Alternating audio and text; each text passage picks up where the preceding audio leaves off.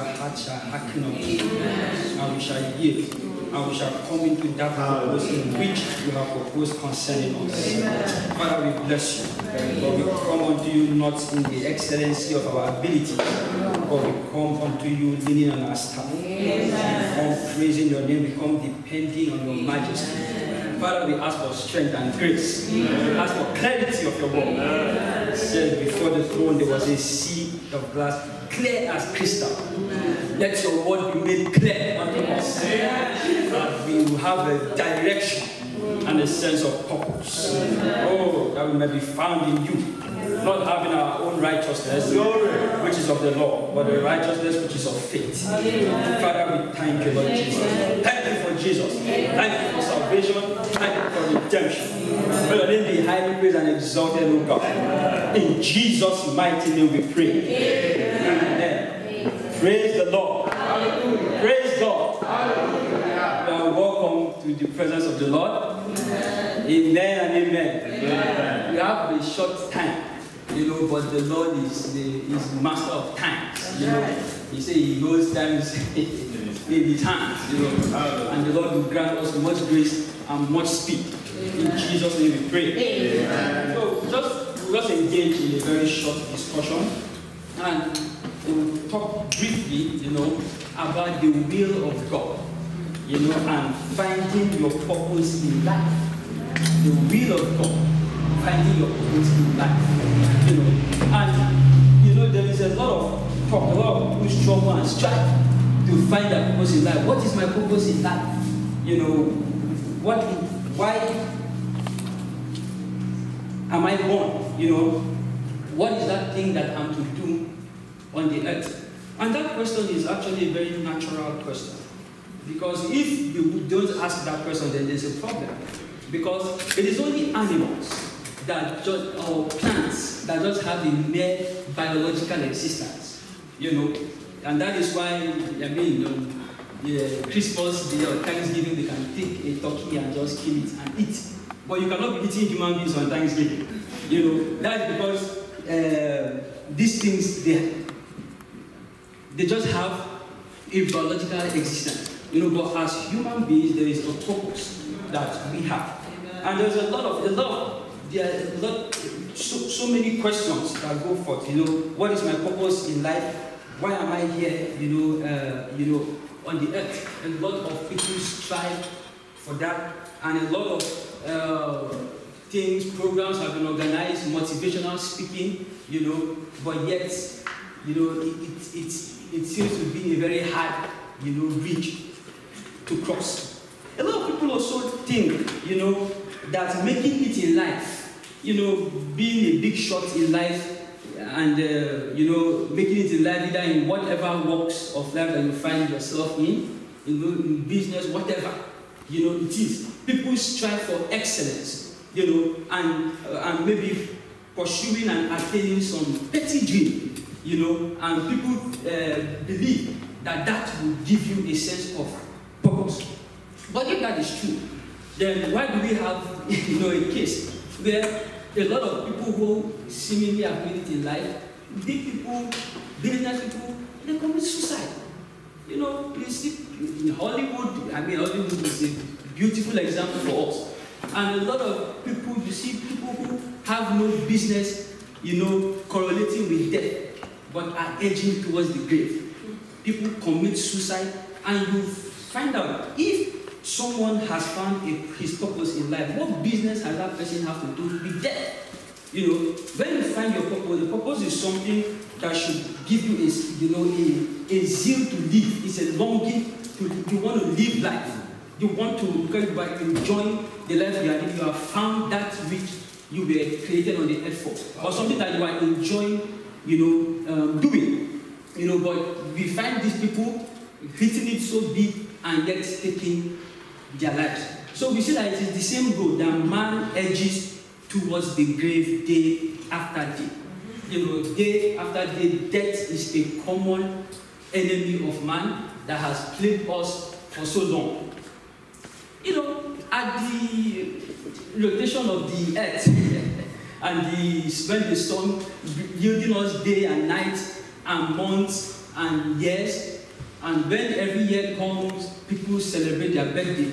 But it's very interesting that, you know, man, each time we celebrate our birthday, we are actually celebrating the fact that we are one step closer to the grave. And that's the reality. Because each time, the older you get, if something, you know, like an accident or whatever doesn't kill you, there's something called death by natural causes. You know, so just by reason of age. So people, there is that plane that man keeps on edging closer to the grave. You know, but we thank God, and we are to declare to us that in Jesus, the power of the grave is abolished. And the hold of death is broken from our lives.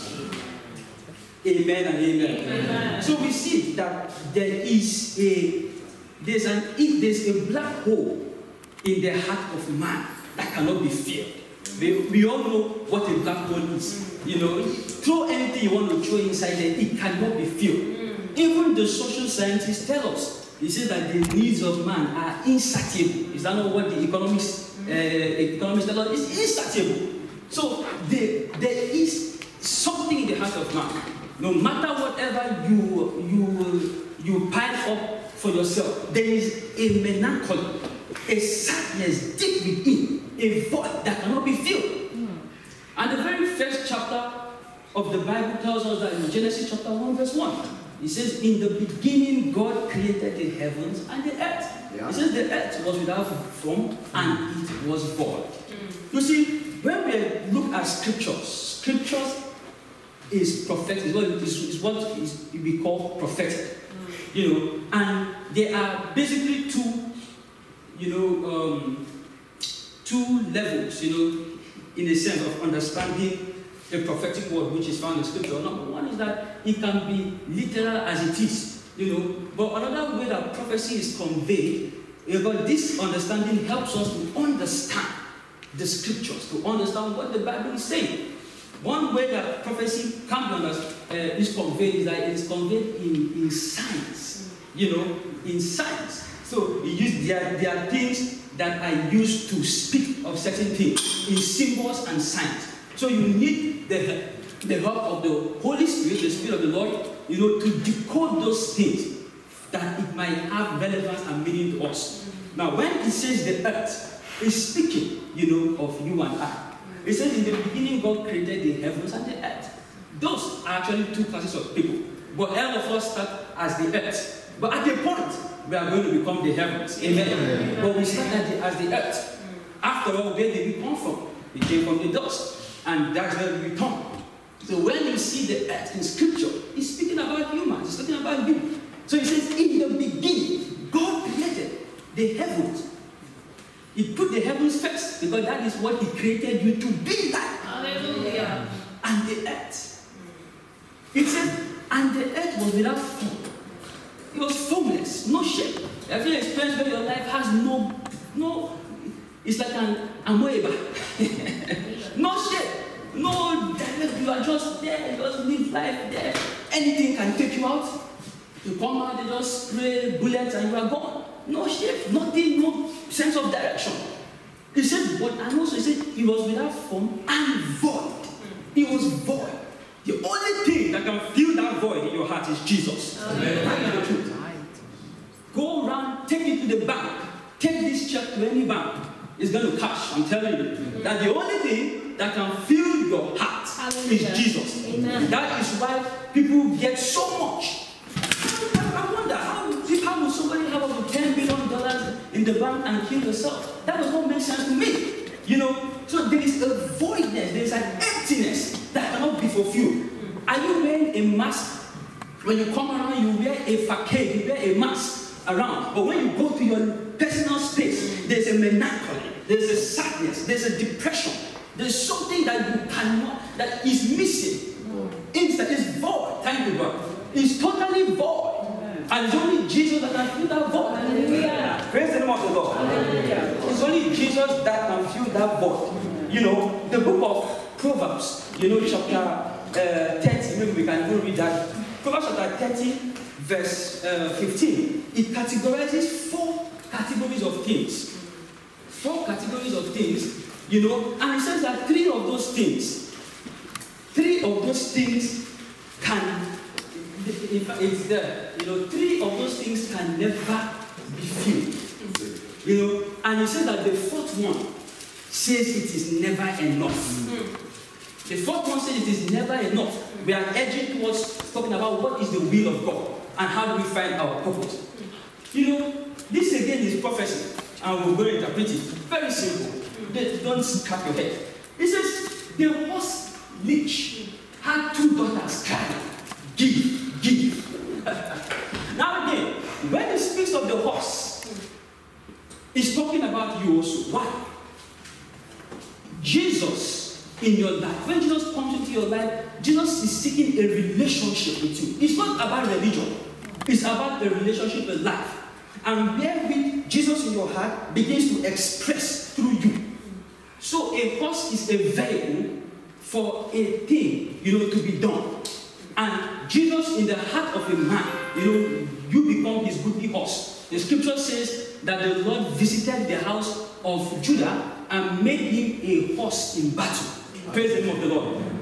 So you can be a horse to depression. When depression is moving through you, you are a horse to depression. When you are, you know, you are given to all manner of vile affections, when you are given to all manner of sadness, to addictions, you are a horse to it. Imagine if you cannot stay, you know, you can't stop for 10 minutes without taking, you know, drugs or something. You are being used by it.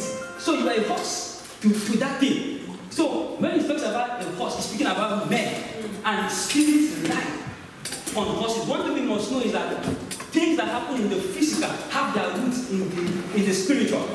And the spiritual is so real to us. Very real. But it's just, we just live, you know, in an illusion where the things that are really not tangible are made as though it is what is tangible. Praise the name of the Lord. Yeah. But this is another time if we leave this place, come back here in the next 20 years, nobody here, termites will begin to eat this world. You know, these things will begin to dilapidate.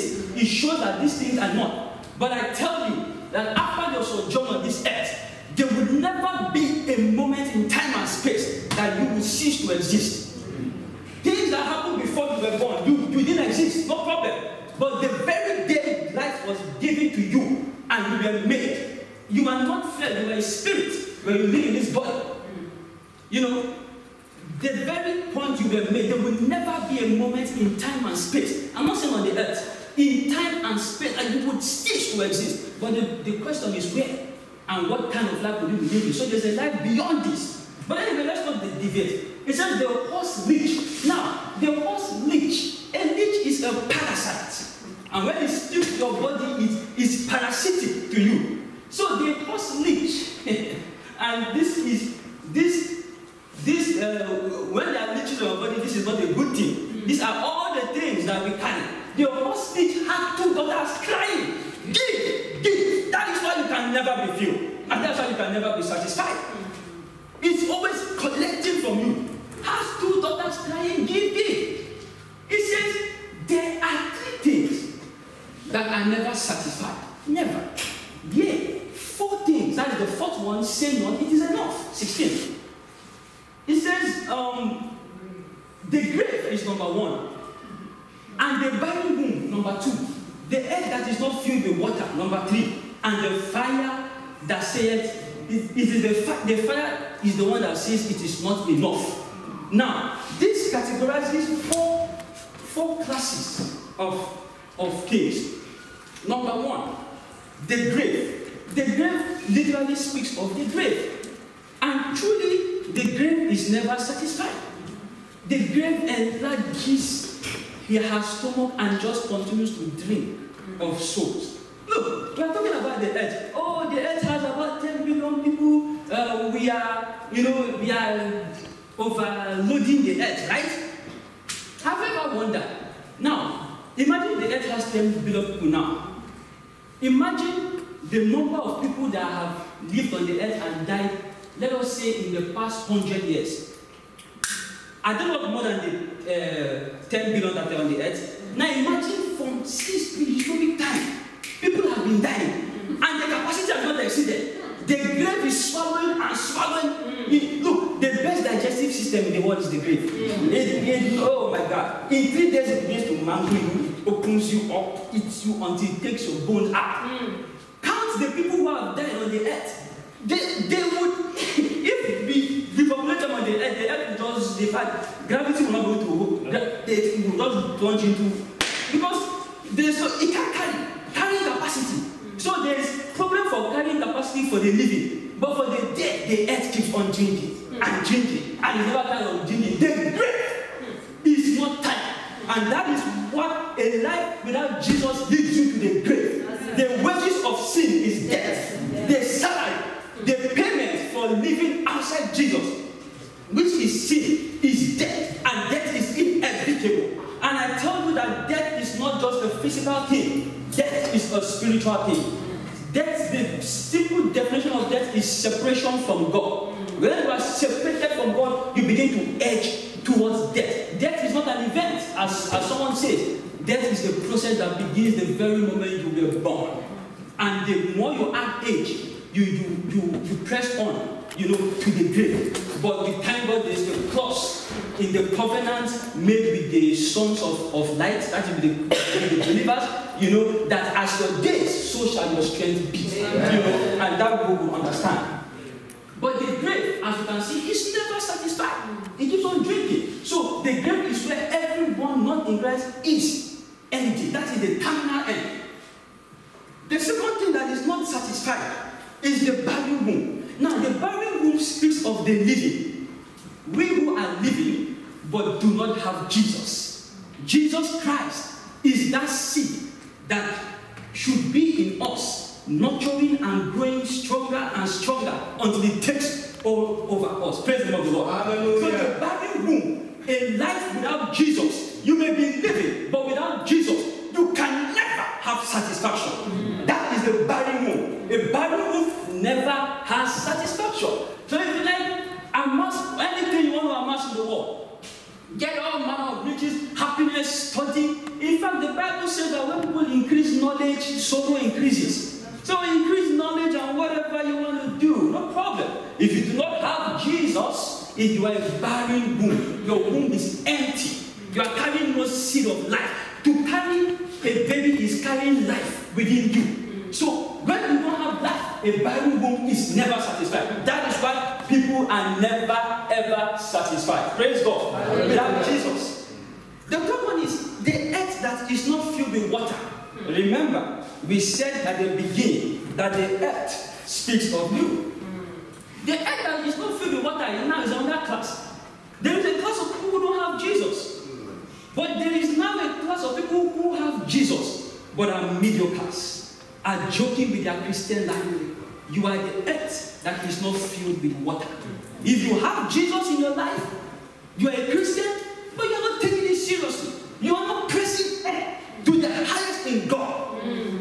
The Bible says that when the earth was created, the land that was created, it said it was a land designed to drink of the rain of heaven. It was designed to drink of the rain of heaven. The rain of heaven is life coming from heaven. If you are a Christian and you are joking with your Christian life, you are not serious, you are not personal, you are just a Christian by name, you are not living the life.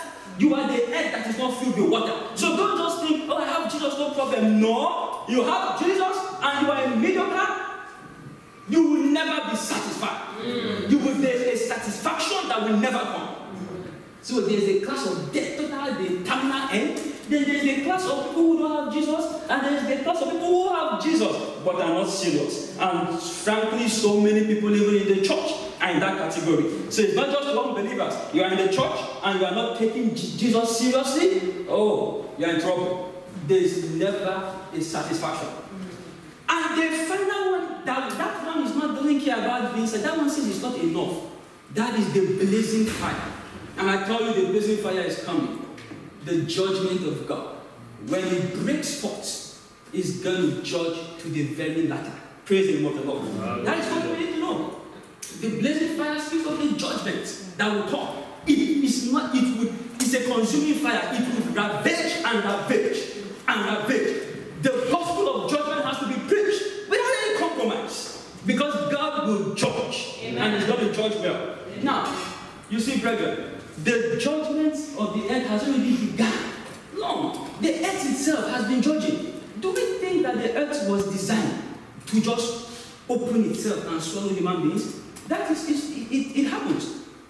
You know, earthquakes. In the plate tectonics, there are plate boundaries that are called divergent boundaries. They separate. When that happens, the ground beneath sinks. Or the earth just spits out fire from its belly.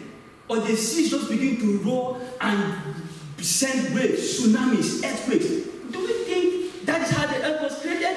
The earth itself is tired of the earth. The scripture says the earth is reeling to and fro like a drunkard. It's tired and is taking vengeance on men.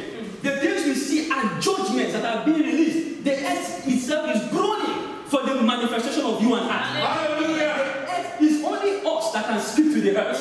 People in Jesus. What I'm saying, I'm not saying it off the top of my head. In the scripture, it says the earth groaneth until now in pain. The creature groans in pain for the manifestation of the sons of God. It has happened in time. Men have spoken to the earth and it obeyed.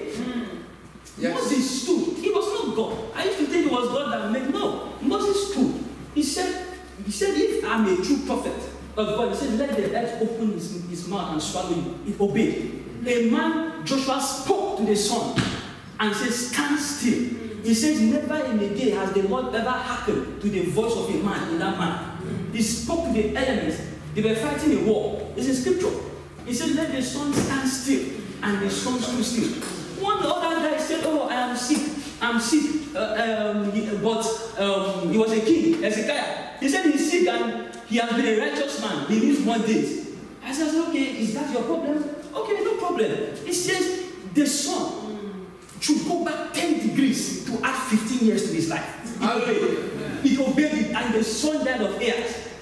It obeyed the voice of a man. What I'm telling you is not fables. The Lord is bringing us with this. For those of us who are Christians, there is a place we are heading to.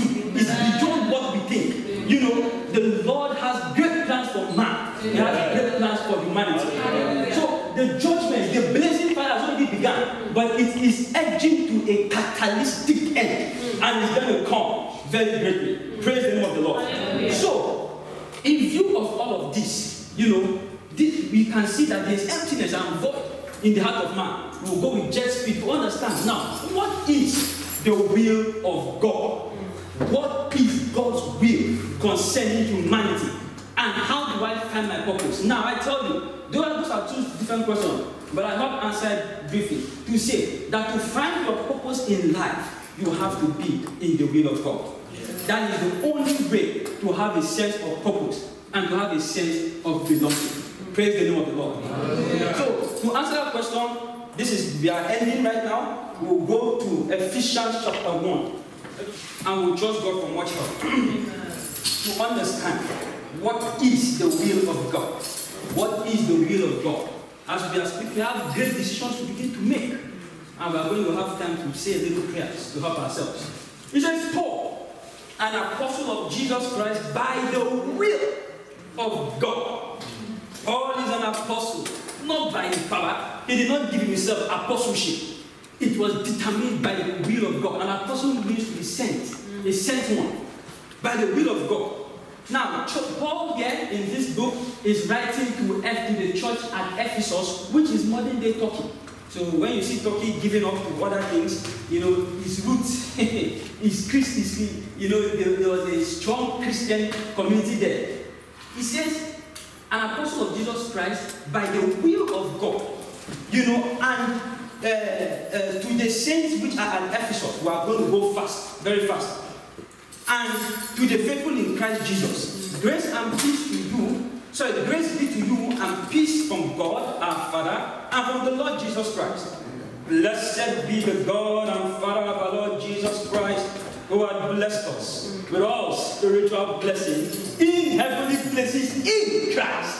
When we hear spiritual blessings, that is not just only where spiritual blessings encompasses everything.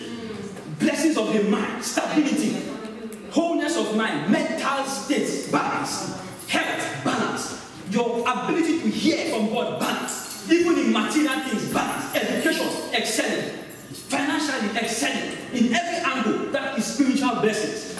He said God has blessed us with all spiritual blessings in heavenly places in Jesus Christ. Verse 4, according as he had chosen us in him before the foundation of the world, that we should be holy and without blame before him in love. Praise the name of the Lord. Hallelujah. Jesus Christ has chosen us in him before the foundations of the world, that what? That we should be holy and blameless before God in love. Now, we see a lot of things there. We cannot amount to anything if we are not in Christ. If we are not in Christ Jesus. That's in love there, speaking about in Christ. Because we read the book of John, he says that God himself is love. Praise the name of the Lord.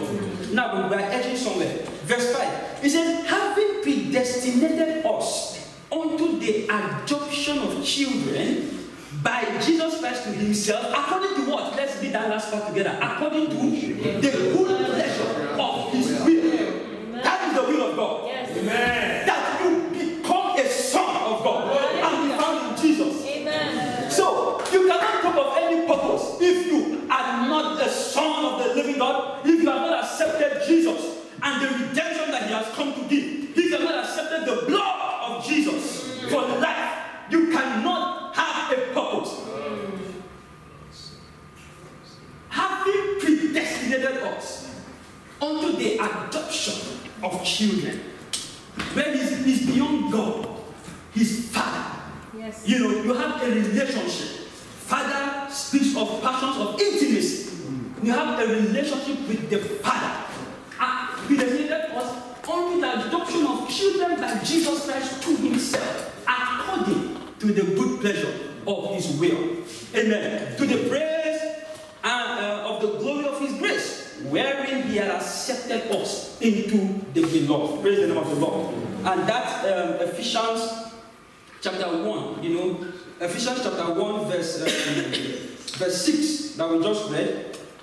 That Ephesians 1 verse 6 really sums up, you know, things. You know, it says, to the praise of the glory of his grace, wherein he has accepted us into the beloved. And exactly these things were done to the pattern son Jesus Christ. Jesus came to die for us approximately about 2,000 years ago. You know, and he showed us the way. He showed us a pattern. Praise the name of the Lord. And at the baptism, you know, of Jesus Christ, these things in chapter 6 that were read, well, it was done unto him. We can quickly read Matthew chapter 3, verse 16 to 17. Very quick. It says, then he has accepted us into the beloved. Quickly, Matthew chapter 6, chapter 3, verse 16. It says, and Jesus answered and said unto them, oh no. And Jesus, when he was baptized, now we're talking about the baptism. The baptism is significant, you know, of our life in Jesus. When you are baptized, you are put in water and you are brought out. Jesus came to die and he resurrected for our sins. Now, it's symbolistic or whatever. When you go into the water, it's us identifying with the death of Jesus Christ. And the coming out of the water is identifying with his resurrection and his victory. Amen. And wherein the old nature of sin and death is washed by the water is significant. So when you talk about to be baptized, it's beyond a physical thing. We must be baptized in our heart. We must identify with the death of Jesus Christ. To identify with the death of Jesus Christ is to put yourself to death. Now, what does it mean? I'm not saying go take a knife and kill yourself. No. It's to put to death the natures and things that do not speak of Jesus. The sins, depression, whatever it might be, every sin or addiction, by the help of the Holy Spirit, is to put it to death. But it says Jesus, when he was baptized, went straight away out of the water, and lo, the heavens were opened unto him, and he saw the Spirit of God descending like a dove, and lighting upon him, the next verse, and lighting upon him, and lo, a voice from heaven saying, "This is my beloved Son." Just in this short place, a lot of things are there. "In whom I am well pleased." The first thing that was told us in the Ephesians is that He has predestinated us to the adoption of children by Jesus Christ. So Jesus experienced that, the adoption, my beloved Son. He says we were accepted in the beloved. Jesus was accepted in the beloved. He is my beloved Son, in whom I am well pleased. Jesus was found well pleasing unto the Lord by reason of the baptism. And this exactly is the same experience that must take place in our lives. That is the will of God concerning us. Praise the name of the Lord. Amen. Back to Ephesians chapter 6, we'll just breeze through. He says, "In whom we have redemption through His blood." In Jesus, we have redemption through His blood, the forgiveness of sins according to the riches of His grace. There is nothing that you have ever done that the blood of Jesus cannot deal with. There is nothing that you have ever done that you cannot be forgiven. The sister speaking was talking about the love, of the Father. There is nothing that can be ever done. The Satan will try to make it seem as if, you can never accept forgiveness. The blood of Jesus is stronger than every hope of death, every hope of sin. You are pardoned. To experience the blood is to be justified. Amen. Someone would say justified is just as if I never sinned. You are discharged and acquitted, and you are given a new lease of life and an opportunity to press on to the highest in God. Amen. Justification is not an end; it's the beginning of a journey. Praise the name of the Lord. It says we have redemption through His blood. So we must accept, if you want Jesus, you need to accept His blood for the remission of the forgiveness of sins according to the riches of His grace, wherein He had abounded towards us in all wisdom and prudence, having made unto us the mystery of His will. Praise God, that will be found in Him according to His good pleasure, which He had proposed in Himself. Praise the name of the Lord.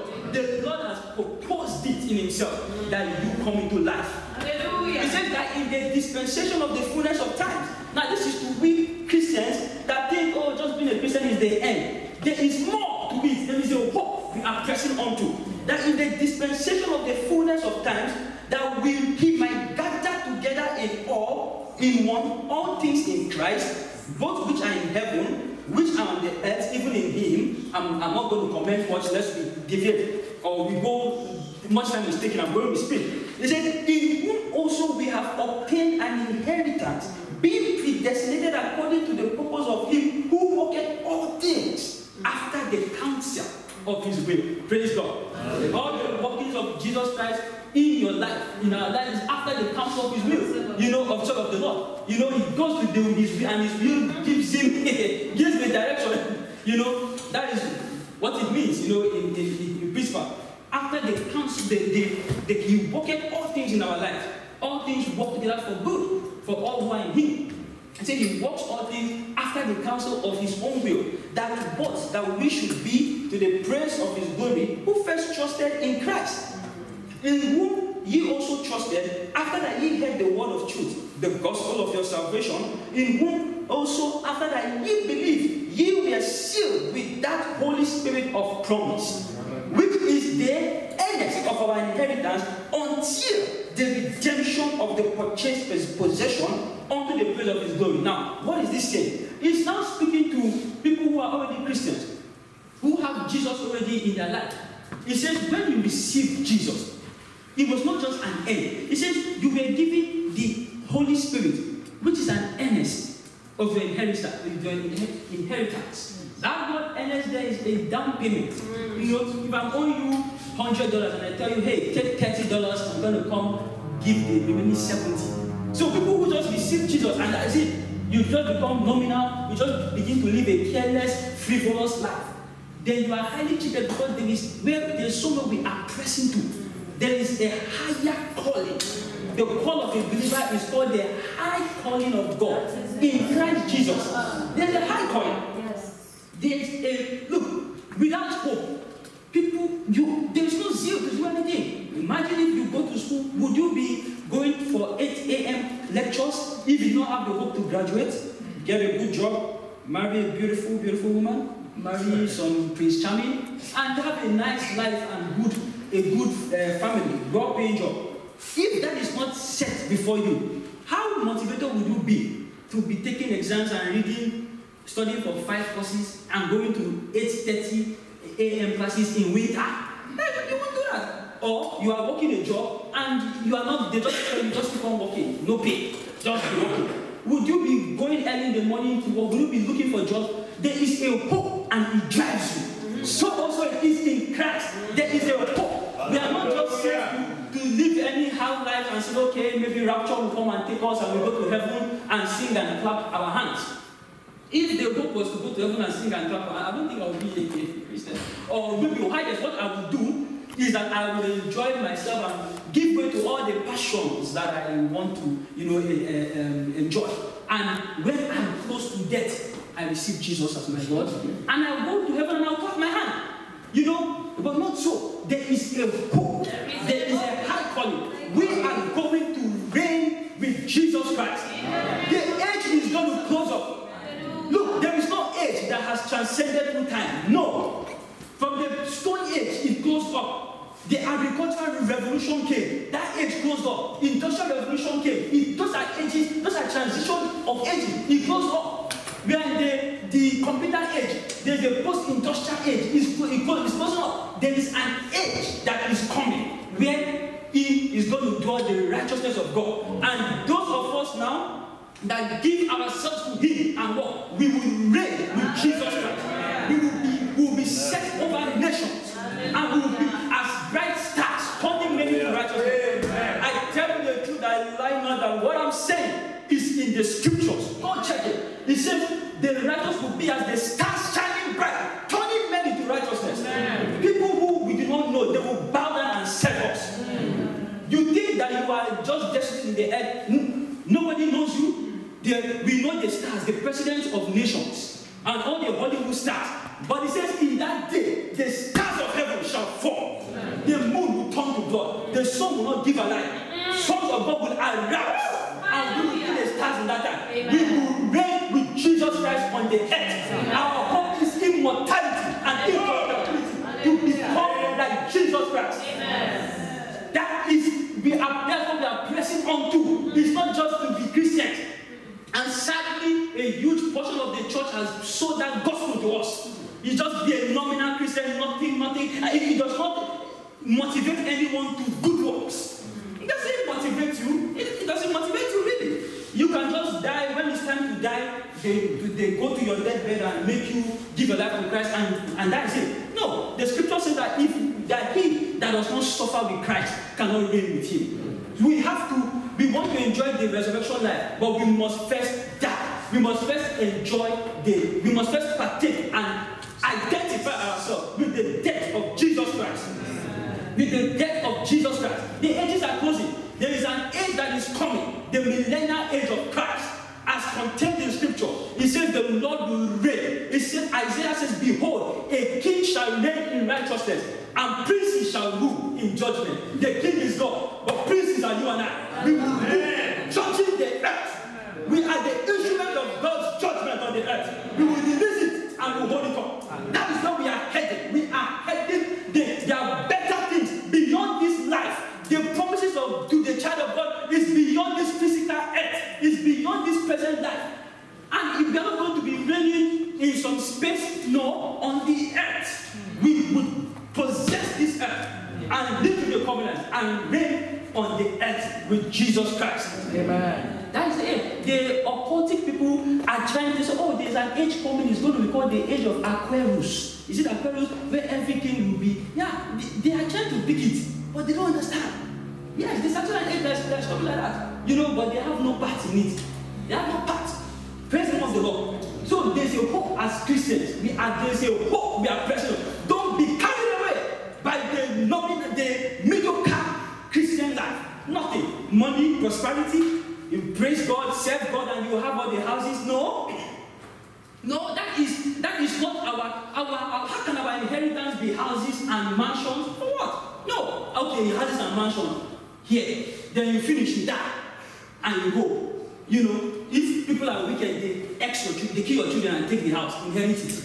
You know, or things in these days, company you can own a company, and you can even lose your ownership. I see those things. The thing looks very funny to me. I don't understand. If it's like I can't allow that kind of nonsense. How can I start a company and it gets to a point that I've lost control of it, that you cannot keep it out of the board? That doesn't happen.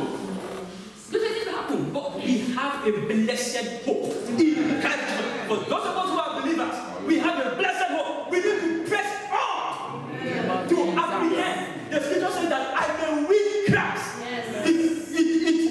It describes Jesus as a prize to be won. As a prize to be won. He said, I will won that I may win Christ. Praise the name of the Lord. That is our hope, brethren. That is the hope of a believer. So the first step is finding Jesus Christ. Yes. That is the first step. Finding Jesus, accepting him, and begin to press on. It's never too late. Don't say I'm too old or I'm too young. It's never too late. It's good to seek him early, no problem. But it's never too late to seek him. Yes. The Lord restores time. The scripture says, I will restore the time that the worms have eaten. There's no wasted life, no wasted years in your life.